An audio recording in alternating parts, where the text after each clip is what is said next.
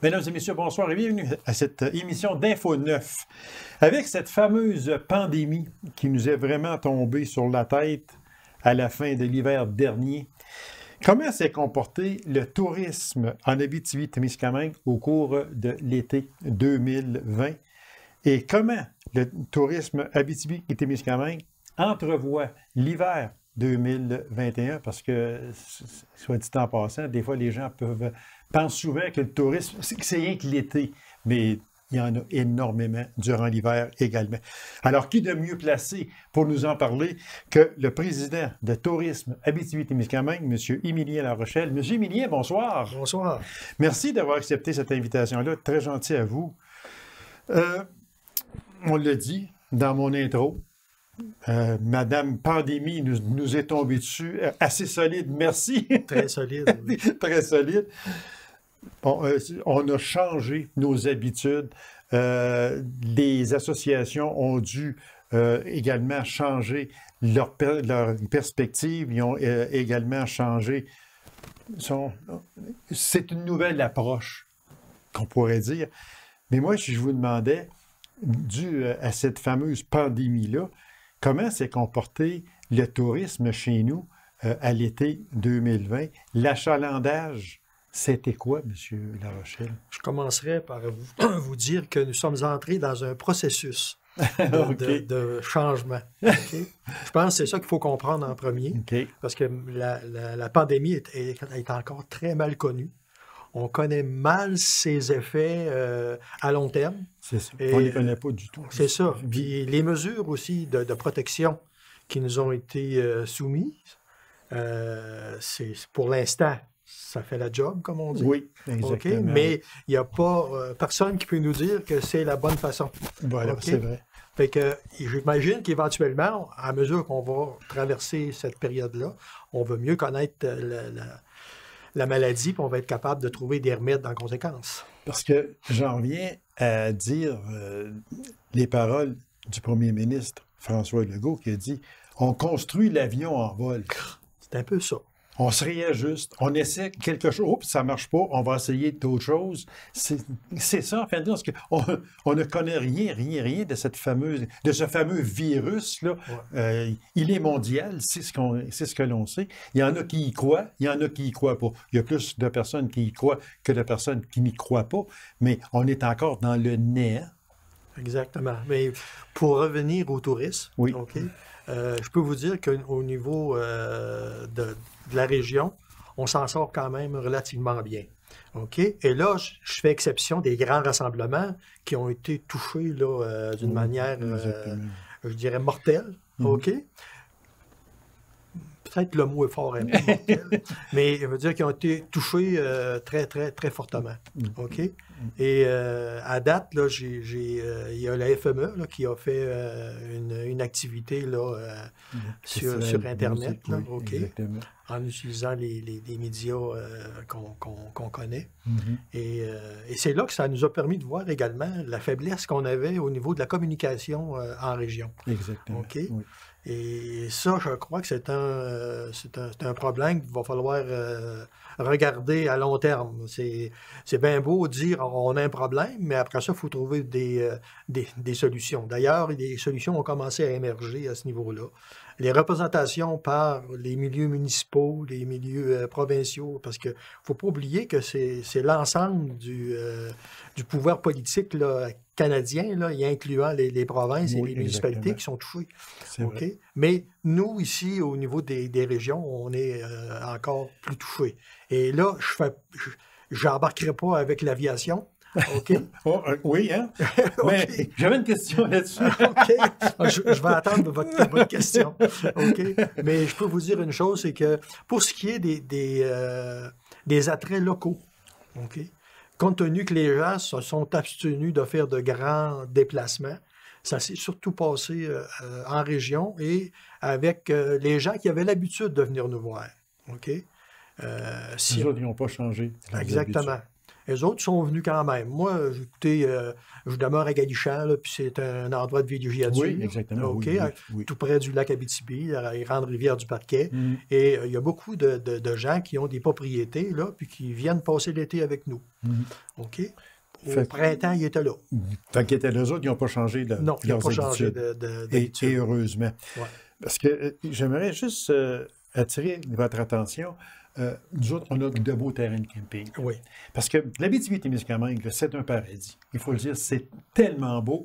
Puis, les gens de chez nous ont appris à visiter l'Abitibi-Témiscamingue parce qu'il y a beaucoup de personnes qu'on leur parlait du parquet Aiguebelle, au Pimicam, ça. C'est quoi ça?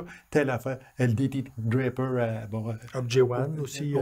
avec Joanne, Ouais. exactement. Puis ils disaient, c'est quoi ça? Puis là, ils en ont profité pour visiter. C'est ce que l'on m'a dit quand j'ai reçu des notes sur ça. Et les terrains de camping, on a de très beaux terrains de camping chez nous, ils ont été achalandés. Oui. Oui, puis ils ont été débordés parce qu'il faut quand même le dire, c'est que nos terrains de camping sont occupés en majorité par des gens de la place. OK. OK? C'est pas tout le monde qui a un chalet, là. Ah non, c'est OK? sûr, c'est sûr. Fait que les gens ont une roulotte, Oui, puis il y en a qui ne voyagent pas. c'est OK? vrai. Ils s'en vont dans leur terrain de camping, ils passent l'été là. Au lac Abitibi, le lac Québécois, le lac du Parquet. C'est ça. On Ce s'en qui va. fait qu'il n'y a pas beaucoup de terrain disponible pour les gens qui voyagent. OK. OK? Et ça, c'est pour cette raison-là que vous voyez la cour du Walmart là, qui est occupée, ou les cours des grands magasins de surface, oui, c'est ça, qui sont occupés par des roulottes ou des campeurs ou, durant la période de nuit surtout. Fait, si je comprends bien, M. Larochelle, c'est que vous êtes après me dire que pour nous autres, chez nous, en Abitibi-Témiscamingue, que ce soit terrain de camping, achalandage, ça n'a pas beaucoup changé dans le sens que ça n'a pas diminué et ça n'a pas augmenté beaucoup non plus avec la pandémie. Oui, ça l'a augmenté. Ça l'a augmenté, OK. Justement parce que le petit nombre de terrains qu'il y avait de disponibles pour la clientèle qui voyage, compte tenu que c'est quand même assez réduit. Puis je comprends les propriétaires aussi de camping là, qui veulent assurer leur survie. Oh oui, Donc, exactement. il y a une clientèle proche qui veut accéder à leur service. Fait qu'ils l'offrent proche, OK? Donc, ils louent à l'année, OK? Je n'ai pas consulté les derniers chiffres parce que je pense qu'ils viennent de sortir ou ils vont sortir très prochainement.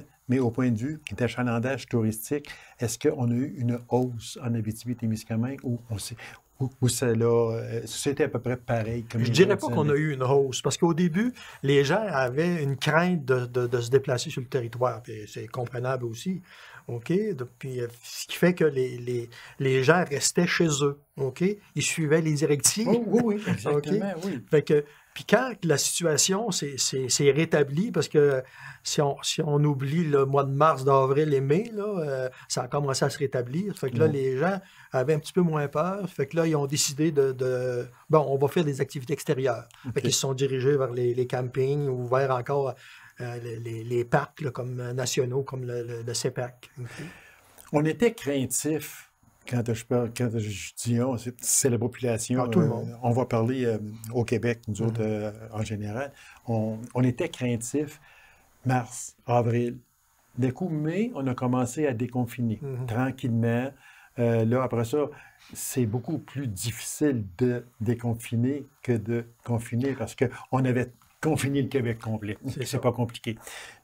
Mais là, quand on s'est mis à déconfiner tranquillement, là, les gens se sont mis à dire « Ah, ben là, on peut sortir, on peut... » C'est là, que les gens ont commencé à bouger et à dire « Mais là, on pourrait prendre notre roulotte, aller l'installer à du Parquet, aller l'installer peu importe où. » C'est là que les gens ont commencé... À quelque part, on a été je dirais, entre parenthèses, là, OK, entre guillemets, je dirais, chanceux.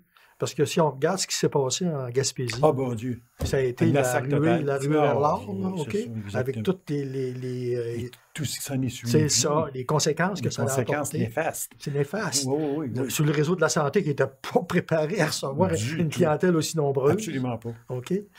Ce qui fait que, si on regarde chez nous ici, on a eu moins ce flot-là. Mais les gens sont quand même déplacés. On a eu des clientèles, historiquement, qui ne venaient pas ici. OK? On avait des gens de Montréal, des gens de la couronne, si vous voulez, montréalaise, qui se déplaçaient et qui venaient en Abitibi.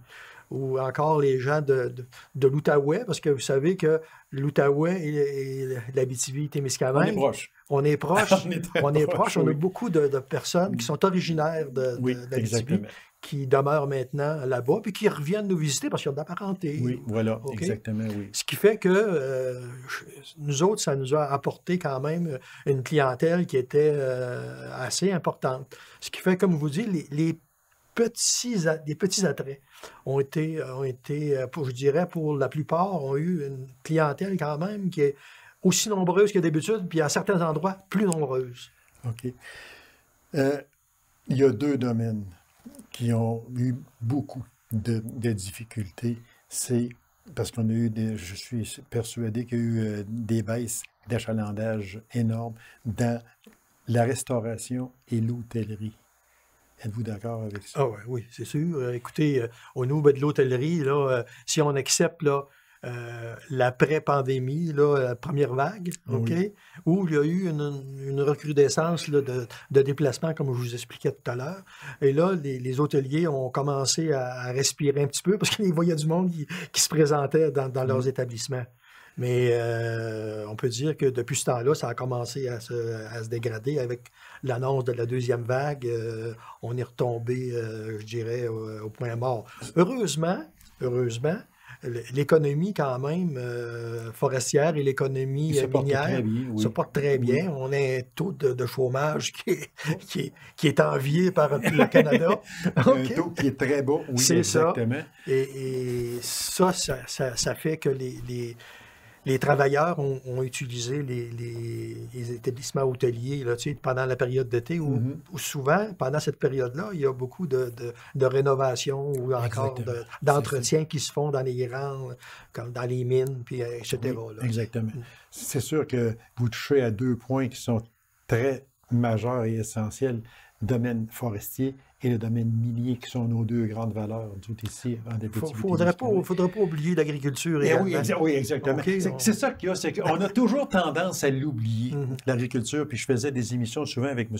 Sylvain Vachon, l'ex-président de l'UPA, et puis qui me disait, on est oublié très souvent. On parle du domaine minier, on parle du domaine forestier, mais le domaine agricole, il faut en parler parce que pour nous autres, c'est comme l'industrie touristique. Vous savez, ça fait pas plusieurs années qu'on parle d'industrie touristique.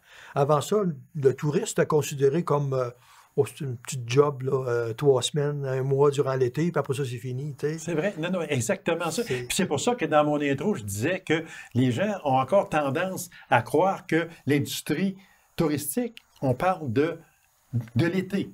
Mais l'hiver, c'est énorme. Également. On est collé sur l'Ontario aussi. On n'a pas de montagne, nous. Ce qui fait que, au niveau du ski, c'est pas notre pain, notre beurre. Oui, exactement. OK? Mais au niveau des randonnées, par exemple, les randonnées PDS, on a plusieurs pistes. OK? Il y a plusieurs endroits où on peut pratiquer la raquette ou encore le ski de fond. OK? À peu près, je dirais pas dans tous les villages, mais dans plusieurs villages, on a des pistes de ski de fond là, qui sont utilisées. Là, c'est revenu en force, le ski de fond. Il y avait une baisse à un certain moment donné, puis là, aujourd'hui, on voit que ça reprend. Comme la motoneige, on a eu une baisse beaucoup, il y a peut-être une décennie pas loin, mais depuis à peu près ça, 7, 8, 10 ans, il s'est reparti en force. Il y a eu une réorganisation aussi également. Exactement, des clubs. Là, oui, c'est qu'on a défait regroupé de petits clubs pour en faire un seul gros, etc. C'est ça qui a fait qu'on en est rendu de même. Plusieurs gros festivals qui ont été annulés, ça l'a fait mal à l'industrie hôtelière, à la restauration. Beaucoup. OK, ça fait mal à l'ensemble, je dirais, de l'économie de toute la région. Là, okay? Oui, exactement. Parce qu'on n'imagine pas la hauteur des retombées. Là. C'est plusieurs dizaines, plusieurs centaines de millions de dollars là, qui sont générés par les activités touristiques. Parce qu'on a juste à prendre, je donne un exemple comme ça, le Festival du camionneur à Notre-Dame-du-Nord qui attire mon Dieu, des dizaines, partout. des dizaines, puis que ce soit barreau ou que ce soit peu importe, festival forestier, peu importe quoi, ça attire, les gens aiment ça. Puis cette année, bien, dû à Madame Pandémie, on a décidé, et avec raison, de ne pas en faire, et je vous approuve très, très humblement que oui, l'industrie forestière, l'industrie touristique, hôtelière et la restauration a été très, très largement, on les a balayés. Puis il faut le dire aussi, c'est que on a quand même une industrie hôtelière qui est dynamique. Beaucoup. Parce que si on regarde, je regarde les rénovations qui ont été faites, les réaménagements de services qui ont été faits dans l'industrie hôtelière depuis les 10 dernières années, c'est extraordinaire. C'est beaucoup. Les gens qui viennent de l'extérieur nous disent qu'on a un réseau hôtelier là, exceptionnel. Voilà, exact. Il reste à peine 2 minutes, M. Larochelle. Je voudrais parler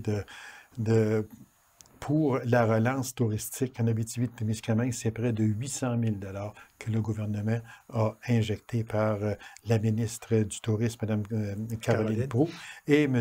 Pierre Dufour, ministre régional, plus précisément 797 908 $. Sans cette aide-là, est-ce que vous auriez passé au travers? Oh non, puis je crois que c'est pas fini. On en a encore, je dirais, moi, il y a des gens au départ qui disaient on en a pour 1 an. Là, on parle de 2 ans, puis là, certains parlent d'horizon de 3 ou 4 ans avant que les frontières soient toutes ouvertes, que le problème de la pandémie soit résolu derrière nous, c'est ça. Là, à l'heure actuelle, cette aide gouvernementale-là est indéniable parce qu'il faut penser à la relance. OK? Actuellement, je regarde au niveau de notre organisation, on travaille sur la relance. OK? Parce que le meilleur moment pour investir, c'est quand ça va mal. C'est vrai, exactement. Okay? Oui, parce qu'on sait que c'est une mauvaise période à traverser. C'est comme le mauvais temps. OK? Il y a une tempête de neige, il y a une pluie abondante. Il va y avoir du soleil. Et un arc-en-ciel après. Et voilà, exactement. C'est pour ça que c'est important que les programmes de soutien comme le PRT, ce qu'on appelle l'entente de partenariat régional en tourisme, le 800 000 que vous avez fait allusion tout à l'heure, c'est important. Puis j'invite toutes les entreprises là, à refaire leurs devoirs et à préparer la relance qui va venir. Oui, elle va venir. Si Mme Pandémie peut aller se coucher, là, on ne la réveillera pas. Ça, c'est sûr et certain. Puis je dirais en terminant que si vous avez besoin de renseignements, savoir comment devenir membre de Tourisme Abitibi, voilà. C'est important. Bien oui, c'est important. Parce que tout passe par la concertation. Le programme de PRT qui a été lancé par la ministre, là, il est basé sur la concertation avec le milieu. Voilà. Alors, vous n'avez qu'à aller sur le site de Tourisme Abitibi-Témiscamingue, vous allez trouver tous les renseignements. Tous les renseignements. Monsieur Larochelle, merci, ça fait un plaisir. Ça me fait plaisir. Merci beaucoup. Alors, mesdames et messieurs, courte pause, on vous revient immédiatement après. Restez avec nous.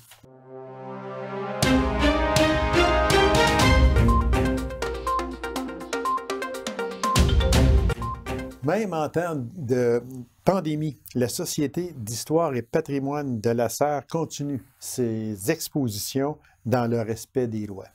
Alors, pour nous en parler, je reçois la responsable de la Société d'histoire et patrimoine de la Serre, Mme Christiane Pichette. Mme Pichette, bonsoir. Bonsoir. Mme Pichette, on en parlait, c'est sûr que les choses ont changé, on s'est fait imposer des lois et c'est correct. Et puis, la Société d'histoire et patrimoine ouvre pareil ses portes dans le respect des lois. Est-ce qu'on peut dire que cette fameuse COVID, là, que tout le monde se serait passé assez facilement, est-ce que ça a diminué le nombre de visiteurs? Puis, comment vous gérez cette pandémie-là à la Société? C'est certain que l'achalandage a été beaucoup diminué. Si on parle cet été, question touriste, la COVID a certainement diminué notre achalandage d'au moins 60 %. Eh mon Dieu, c'est beaucoup. Qui pour nous, ben, c'est quand même beaucoup. Oui. Mais ça a quand même un avantage, il faut prendre le bon côté des choses. Ça nous permet de travailler dans nos fonds. Ah, okay. Alors, présentement, on est à travailler dans le fonds de M. Normand Wood, notre ancien maire de la Sarre, et du fonds de M.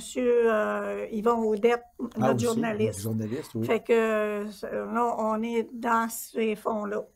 Et concernant aussi la COVID, bien, c'est sûr que nous, on a les mêmes normes qu'à peu près partout. Le port du masque, le lavage des mains, la distanciation sociale. Fait que les gens qui viennent visiter notre exposition n'ont pas à s'inquiéter. On prend quand même les C'est dispositions. le respect des lois. Et qu'ils ont. nous, on ne porte pas le masque, mais on a une visière. Ah, OK. Pour que la protection des gens, mais on garde notre distance aussi, également. Quand vous parlez des fonds pour M. Audette, M. Hood, c'est leur histoire que vous voulez dire? Ce sont des documents qu'eux OK. ils ont ramassés au fil du temps. Si on prend OK. le fonds de M. Audette, bien, c'est certainement, il y a des photos. Exemple, admettons qu'il y a eu une inauguration en quelque part d'une municipalité, exemple, de l'hôtel de ville d'une municipalité. Bien, on retrouve, exemple, des découpures de journaux, des photos et des notes explicatives là, de sa part. Fait que c'est intéressant. C'est comme des archives, C'est autrement des dit. archives, oui, OK. c'est des archives. Fait que là, on est en train de séparer le tout. Monsieur Audette était ordonné quand même, là. Il nous avait tout mis ça dans des belles enveloppes. Ah, mon là. Dieu, OK. Fait que OK. déjà, une partie du travail est faite. Il s'agit juste maintenant d'entrer ça dans les logiciels d'archivage puis de travailler Fait que le fond. Tout ça vous permet de faire ça. Justement. Oui, Puis, c'est ça. en temps normal, vous auriez de la difficulté à le faire parce que ce serait... Bien, on le fait quand même, Oui. sauf qu'on est un petit peu plus dérangé parce que par les visiteurs qui viennent pour les expositions, mais la société est quand même ouverte à les gens qui veulent faire de la recherche, les gens qui OK. veulent venir faire de la recherche. Oui, parce que c'est vrai, il faut le dire, ça. Parce que souvent, on ne pense pas à ça, mais les gens peuvent aller là, s'asseoir, puis fouiller dans des livres, Oui, etc. et, une fois que les gens ont terminé, ben, on prend les livres et on les met en arrière une couple de jours là, Oui, c'est ça. pour avoir le temps qu'il n'y ait plus aucun Pour que Mme virus. COVID s'en aille. C'est ça, c'est ça. Hey, le temps de s'en aller. OK, exactement. Alors, on répète que la Société d'histoire et patrimoine, c'est ouvert du mardi au vendredi. Et puis, c'est de 9h à 11h45 et de 13h15 à 16h30. C'est parfait. Et c'est au 187 principal à la Sarre, voisin de la Maison de la Culture. Il y a une nouvelle exposition qui Oui. est commencée. J'ai vu ça sur votre site. C'est vraiment un peu beaucoup spécial. Puis c'est vraiment beau aussi. C'est le monde des poupées de porcelaine. Oui, c'est une exposition d'une dame qui nous a offert ses poupées au début de l'année. Et quand j'ai fait l'archivage des poupées en question, je me suis dit que ça serait une belle exposition à présenter pour une fin d'année. Comme cette exposition-là a débuté en septembre et va se terminer en décembre. OK. Alors, nous, on les a séparés par thème parce qu'on trouvait que mettre seulement des poupées de porcelaine, ben ça devient comme redondant un petit peu. Alors, en les séparant par thème, exemple, on a nos petites écolières, on a les sacrements, on a un bébé en porcelaine qui représente le baptême, on a une autre jeune fille qui représente la première communion, un autre qui représente la confirmation et le mariage. Alors, on a 4 belles poupées là, qui représentent les sacrements. On en a aussi le Festival Western, on a aussi notre petite paysanne, on a nos miniatures, nos petites poupées miniatures. C'est des petites lounes. Fait qu'elles, on les a arrangées de façon à ce que ce soit agréable.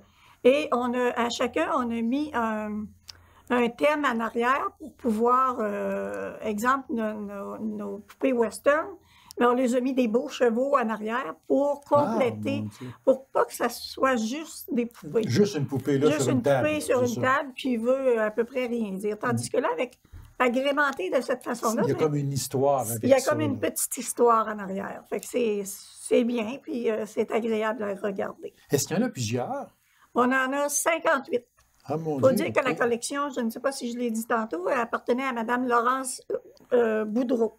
OK. Et cette madame-là, ben, c'est comme, elle en a fait cadeau à la Société Oh, d'histoire. OK. Fait que c'est une très belle collection. Elle vient de où, cette madame-là? De la Sarre. OK. De la Sarre. On la remercie pour son don. Ah, peut-être en même temps, on pourrait inviter les gens de la région qui, Oui. si ont des choses de même Oui, à donner, des- ou même juste prêter aussi. Oui, aussi. Aussi, c'est agréable de savoir que les gens ont des collections comme ça. Et nous, habituellement, on essaie au moins une fois par année d'avoir des collections. On a déjà eu Mme Lapierre Quiroy, qui, elle, avait une collection de papillons, mais des papillons de tout genre, des vrais papillons. Elle avait aussi des collections de papillons en porcelaine, en oui. verre. C'était de toute beauté, ça aussi.